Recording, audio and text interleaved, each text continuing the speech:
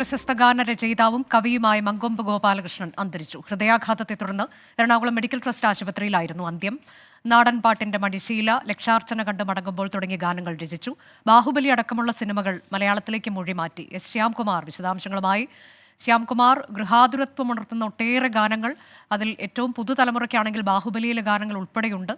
പഴയ തലമുറയിലെ സംഗീത സംവിധായകർ ദേവരാജൻ മാസ്റ്റർ, അർജുനൻ മാസ്റ്റർ ഉൾപ്പെടെ പുതുതലമുറയിൽ ഇപ്പോൾ AR റഹ്മാൻ, യുവൻ ശങ്കർ രാജ വരെ ഉൾപ്പെടെ ഉള്ളവരുമായൊക്കെ ഒത്ത് പ്രവർത്തിച്ചു. അങ്ങനെ അദ്ദേഹം ഒരു ബഹുമുഖ പ്രതിഭയായിരുന്നു, ഗാനരചയിതാവ് മാത്രമായിരുന്നില്ല. എത്ര വലിയൊരു വിടവാണ്. അന്ത്യം എപ്പോഴായിരുന്നു? ഇനി സംസ്കാര ചടങ്ങ് ഉൾപ്പെടെയുള്ള കാര്യങ്ങളുടെ വിശദാംശങ്ങളുണ്ടോ?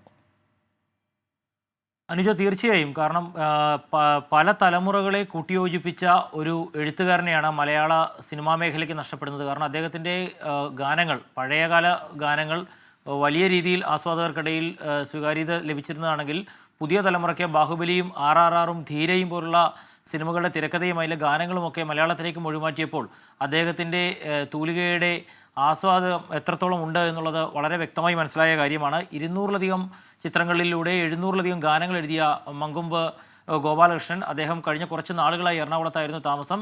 കഴിഞ്ഞ ഒരു 2 ആഴ്ചയായി അദ്ദേഹത്തിന് ചില ശാരീരിക ബുദ്ധിമുട്ടുകൾ അനുഭവപ്പെട്ടിരുന്നു. അതിനിടയിൽ അദ്ദേഹം ന്യൂമോണിയ ബാധിതനായി.